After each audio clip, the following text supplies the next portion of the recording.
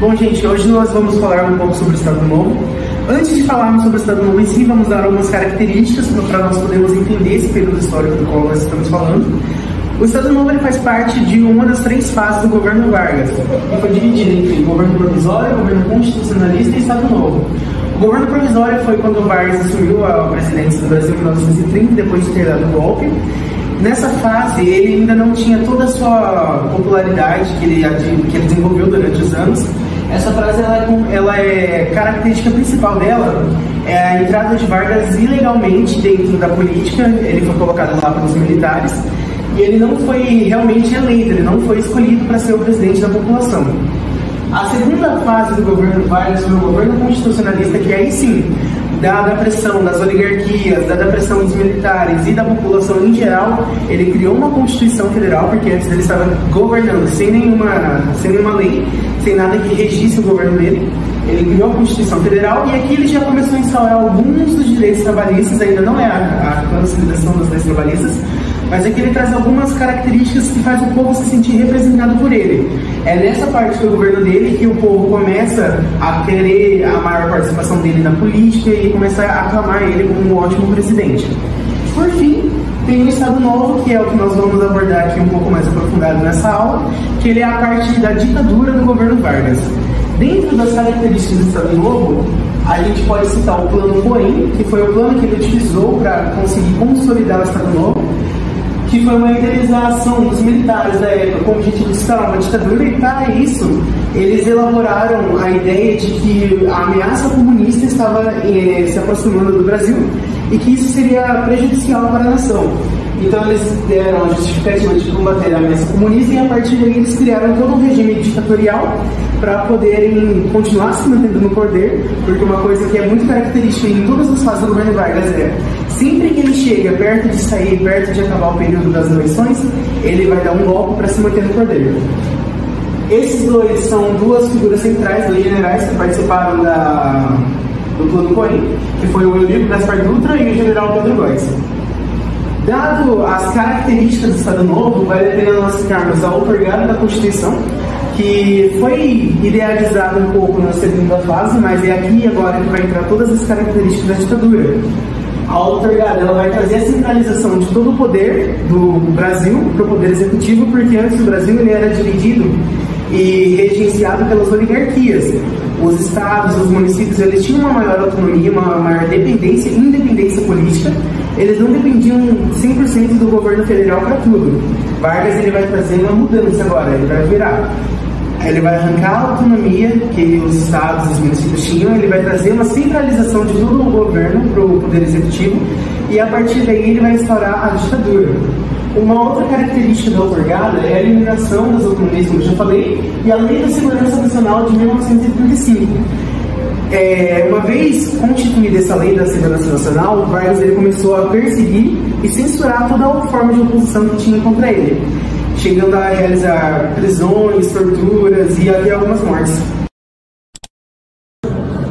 Dando continuidade às características do Estado Novo, nós temos a criação da DIP, que é o Departamento de Propaganda e Imprensa, criado justamente para o governo poder fazer uma propaganda, divulgando e enaltecendo seus pontos positivos e influenciando através do rádio, da música, dos jornais e dos recursos cinematográficos da época. A DASP é outro recurso criado pelo governo, que é o Departamento Administrativo Público, que ele consiste na criação de leis de meritocracia, criando, por exemplo, um concurso público para que os servidores possam ser qualificados para integrar o corpo do governo. Outro órgão criado pelo governo foi a PE, que é a Polícia Especial, responsável por punir e fiscalizar todas as ameaças governamentais e todos os opositores do governo. Eles utilizavam métodos muito drásticos, como, por exemplo, a tortura, prisão e até mesmo a morte, de tudo que pudesse ser uma ameaça para Getúlio Vargas.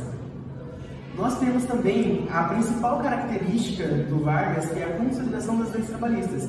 São leis que ele criou para ajudar os operários, os trabalhadores, trazendo benefícios como jornada de trabalho fixa, garantia do 13º, garantia de um salário mínimo, entre outros benefícios que todos os trabalhadores tiveram acesso.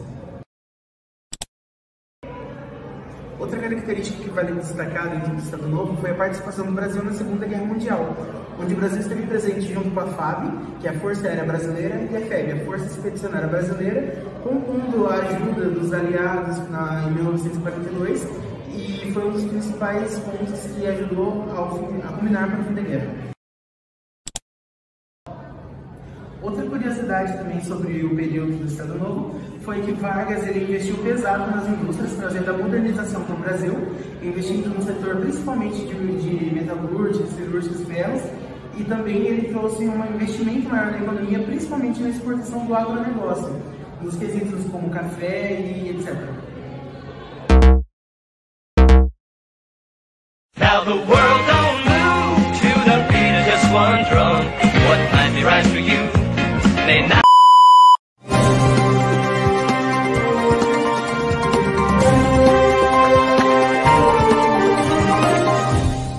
Boa tarde. Em uma virada histórica no cenário político do Brasil, no dia 10 de novembro de 1937, o então presidente Getúlio Vargas proclamou o Estado Novo, instaurando uma ditadura no país.